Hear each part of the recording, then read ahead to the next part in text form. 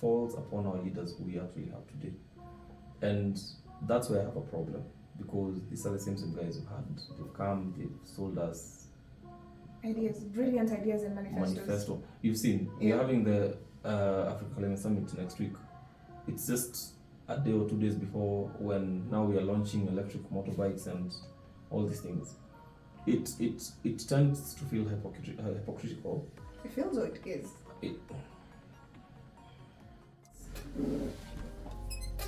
Good afternoon, Makoma. Good afternoon. How are you feeling? Thank you for being here. What's your English name? Eusebius. For real? For real, later Eusebius. No. Sounds like a plant. I know a guy who's called Eusebius. Eusebius. And then social dynamics. No, we start by. I didn't actually have it in mind. I don't know why I'm stressing. I told you, let's have a go. When it's scripted, it's too much. It doesn't go according to plan. Yeah. Let's answer it as it is. And to break in and out. No, but I'm actually. You're good. You're set. Let's do this. Let's do this. Hi guys, welcome to Authentic Bamagoma. This is Africa's leading platform transforming minds through content that informs, enlightens, and entertains. On today's video, I have a gentleman here with me. He is doing really amazing things. But the conversation that we're going to be having, so you're doing amazing things. Am I? Yeah. I don't know. Hey, niliona stop. Watch out. Vibaya sana. Serious? Hey, you might be going to see a serial killer. You might be going to see a serial killer and you don't know. Hey, wait. The Lord has offered the internet. Just find out who you're going to meet. On today's video, we're going to be discussing relationships. But the catch is that it's in the office. Yeah. I don't know what's up with the universe, but clearly, I need to go get that. Take 10,000. Mm-hmm. Here we go. Right. This one is gonna work better. Hello, viewers. Maybe introduce us. You already got the gist of how we do it. Let's go. Let's go. Okay. What's up? What's up? Yeah, how you doing? This is Authentic by Muturi. We're privileged to have Magoma here with us today. Such an honor. Hello, viewers. Goodness, this is actually hard, eh? It takes time. It takes time, huh? Yeah, with practice you get better. Okay, so tell us about yourself. About myself. How is life? How is the economy? Do you think that we made the right decision? With the choosing the current leadership that we have in place? You know, you told unapojipata hapo ndo unajikuna. What's that Swahili phrase? Wait, what? Like ukijipata unajikuna. No, si ati ukijipata unajikuna. Hey. There's a Swahili phrase like the translation is or rather the meaning is we are here now. Yes. We can't go back. We can't do anything. So you deal with the here and now. So to answer your question, I am here dealing with the here and now. And the now. Yes. So that's how I feel about the current economy and the current president. I think he's a man with a vision, but coming really fast at us. He's a man with a what? Come correct. No, I like how his mind works. Because let's remove the leadership bits. Okay. But generally as an individual, that's what I'll get. And that's what he gets. Despite the means that he must use. Okay. And you know, in this life, with anything, if you're not convicted enough to get it, no matter what, then there are high chances you will fail at it. So are you trying? I don't justify. Okay. I'm not trying to justify. I was actually going to that. No, I'm not going to justify the means he uses. I don't think. Yes. I'm in no position to tell you they're right or wrong, but I just believe that he's a man who will. I want cup. I will get cup. And he stops at nothing. Don't you think that's dangerous? Oh, definitely. But isn't that exactly what superpower nations do? Yeah, it is. You know, I was having a discussion with my boss about, I want to digress. Nobody never Ni sawa. You know, I was having a discussion with my boss about why there are coups in Africa right now. Yeah? So his argument was democracy is no longer working for us the way it should. Democracy itself is an idealistic thing or idea that should work, and it's great because having an authoritarian regime is not the better option, because then we don't have room for diverse voices or people with different opinions. Yeah, so the majority sometimes are either suppressed, and there's a very small portion of the population that's favored, yeah, because they're benefiting from this authoritarian regime. So democracy right now, superpower nations and other bigger INGOs, all about, you know, we want democratic nations, but they're not thinking about what do the people want. For instance, the Kenyan elections have been disputed very many times, but what we are seeing is a trend of superpower nations and the ones with veto powers. They just want a functioning system for them to move along with their interests, which is very unfortunate. What happens to those who feel like, at least 49% of the population, that feels like this is not what we voted for? That means we have high voter apathy. We already had that in the previous elections, yeah? So then what kind of democracy is that, even when people who are supposed to go vote and be heard don't even want to do it? And it's gonna be the same or worse in the next election, because then people don't feel like their voices are being represented. But what we don't realize is that there's power in masses, should we choose to actually act on it. And that's not just a case study of Kenya. But now I think that other countries that, I mean, like in Gabon, the president, his family has been in power for 59 years now. That's too long to be in power. So guys, we're just at a point where they're like, we are tired. The only unfortunate bit about coups, my concern would be the bloodshed, like what we saw in Liberia before we had Ellen Johnson. So that's just the only.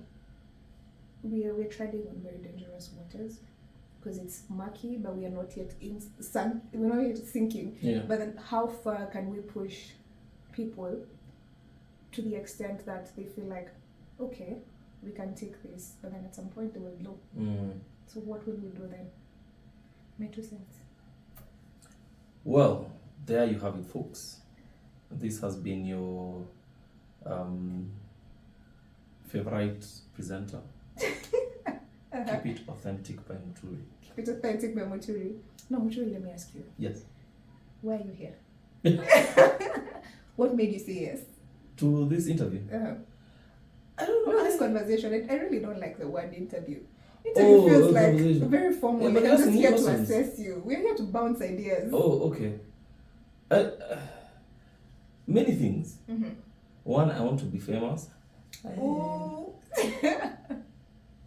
My daughter likes seeing me on Rich TV. and famous. Oh, that's so cute. She does. And then she'll trash talk me and kick me and walk away. I love you, Nadia. Nadia is such a beautiful name. Yeah. Hi, Nadia. She kicked me before I left the house, so we have an interesting relationship. Where you kick each other. Where we kick each other. We're fighting outside. Okay. Wait, I digress. No, I think it's really important that you've taken the prerogative to have such conversations. I haven't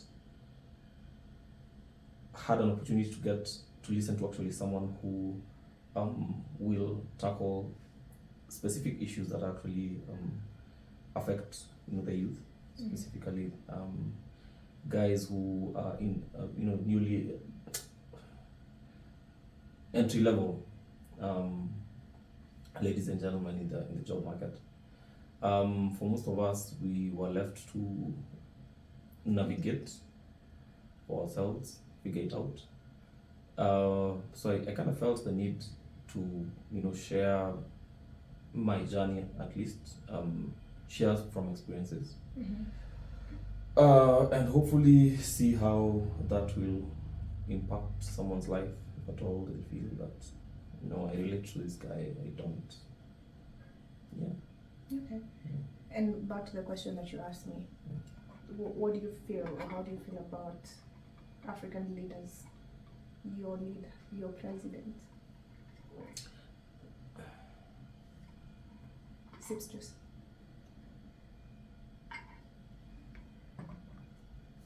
You can't take a donkey, put makeup on it, and call it a zebra. Mm-hmm.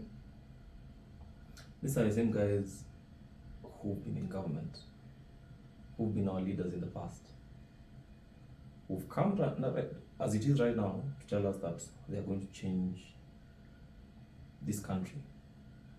As it is, since he got into power, the trajectory it's going down, because the manifesto was it is for you.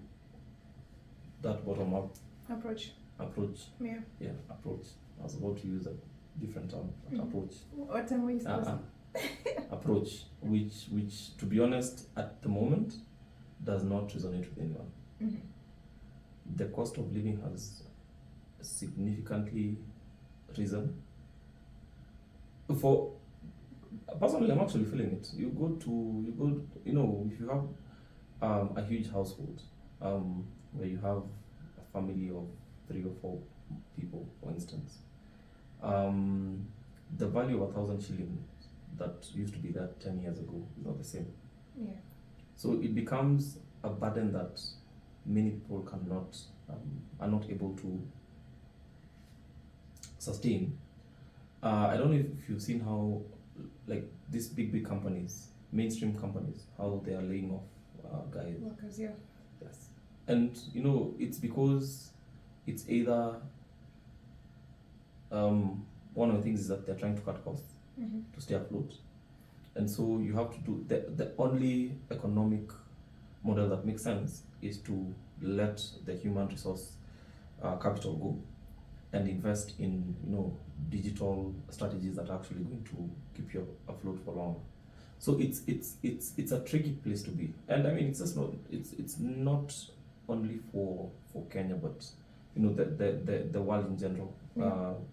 Considering we've had the Russia-Ukraine conflict, but more so it falls upon our leaders who we actually have today, and that's where I have a problem, because these are the same guys they've come, they've sold us ideas, brilliant ideas and manifestos. You've seen, we're having the Africa Climate Summit next week. It's just a day or 2 days before, when now we are launching electric motorbikes and all these things. It tends to feel hypocritical. It feels like it is. Call a spade a spade. It is hypocritical. Yeah. Because now let's go into my line of work. Because Kenya as a country, we submitted our commitments under the National Determined Contribution, updated commitments, in late 2021. That defines how we are going to tackle climate change for the next 5 years through the development of the National Climate Change Action Plans. Those commitments, if you actually follow through, not many, since we actually joined we actually became signatories to the Paris Agreement, not many have we been able to achieve, because most of them are really ambitious. So it's to figure out how we can achieve this. Normally guys say, oh, Africa, we are not huge emitters as some of these developed countries. Yeah. Actually, we're not. We are not. But realistically, for us to have a sustainable future, that should be one of the things that we actually take seriously. Yeah. Let's not keep on looking. I mean, every year we attend these COP meetings. A lot of money going into meetings that really, if you look at the implementation, not many states that actually commit money actually do see it through. So as it is, and that's why I actually appreciate the fact that right now we are having discussions around locally led climate action that start at the grassroots, because those are the people I mean, I was in Turkana. You move around, you see. I was having a meeting yesterday, and there's a lady who came to that meeting, and she was, I think, around 80. Really skinny. You could actually tell that hunger, that mama is actually hungry. And the good thing is that, okay, so for my meetings, I do not give money. I'll buy goods, change over there, we eat. But in terms of sustainability, it's not. Because then they're living on handouts based on how often people who have can see them. Exactly. The government is rolling out this program for, this giving these stipends. And CSOs as well as community assemblies in Turkana have come out to say that if you're actually going to remove the hydrocarbon resource from our grounds, then a certain percentage has to be directed towards supporting the elderly in the community. It's actually called the Amuro Angibaren Bill of Rights. Communities have actually developed that, and so it's part of something that has to be there. But at the moment, right now, there's no hydrocarbon or other petroleum that's actually coming out from the ground. So what essentially you're supposed to be relying on? Yes. So it's up to the national government, the county government, to try and figure out. Turkana is interesting. One part of it is very dry. The other part towards Katilu, there is a lot of agricultural activities that are actually happening. In fact, a lot of irrigation actually happens that side. Fruits, whatever vegetables that actually feed people in Dodo and other parts actually come from there. So why don't we put in money and figure out pastoralism is a way of life for these guys, but escalate. I mean, Katilu has worked. Why can't we look for other parts that we can actually set aside and get guys who can actually support irrigation, so that these guys can actually then also have alternative sources of livelihoods. Yeah. It's something that does not require too much thought process. It's something that if we actually set our agenda right, we can actually really do a lot in terms of securing or undertaking food security for the country. Yeah, and I totally agree with you, but don't you feel like this is very systemic? It's intentionally that way. But the unfortunate bit, it's because now we've gone to Ruto and everything. Naguza mahali kwa unaguza mahali. But no, then I feel like this is systemic, because I had one of my guests here, she's called Lucia. And she was like, she was looking at some of the desertees from years back, early 2000s, we're just trying to have elections. And the same things, the same ideas that politicians then were selling, it's exactly what we're selling right now. Yeah. There's a huge gap. I mean, over 23 years. Sorry, 23 years now, yeah? And ulikuwa unajaribu kuuzia watu maji, I'll bring you water, electricity, food, jobs. We're still dealing with the same problems. Is the same job. Is it that our leaders just don't care, or there's some influence? Because I mean, how on earth are we still dealing with that over 20 years later? Let me tell you something. Ama watu wajui haki zao pia. Hii topic inanichemsha. So Maswala nyeti. The thing is this. When you get into power, the first thing you will look at, and if you look at all these politicians, they look at how they're going to benefit themselves. First, it's about getting you from this level to this level first. Don't we have a good one somewhere in that lot? No, there always are. I'm right now working with the senators who are really pushing these bills to actually go through. But even if you're scumming things at national level, you need to look at yourself. And that's what we see with a lot of African regimes. Yeah. As opposed to developed countries where you already have. Yeah. So you do the need to add more is really not there. You already have access to free healthcare. You already have access to what? You already have all these things to you are pretty basic. To us here, it's a luxury. It's a luxury. Yeah. So you secure your household first, and then now say tengeneza for these guys a road, I'll do this, 5 years. Actually, that happens in Or last year's, eh, closer to elections. bars. Yeah. So 2 years of your regime being there, that's when you're going to do. And then tell guys, give me another 5 years, I'll do more. Nitamaliza ile yenye nilianza jana. Because literally alianza jana. Imagine. Yeah. It's really sad.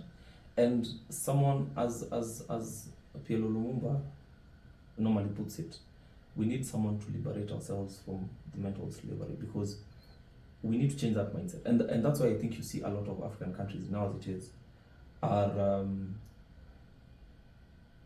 getting together to ensure that they agitate for their rights in their own self-determined way. Mm-hmm.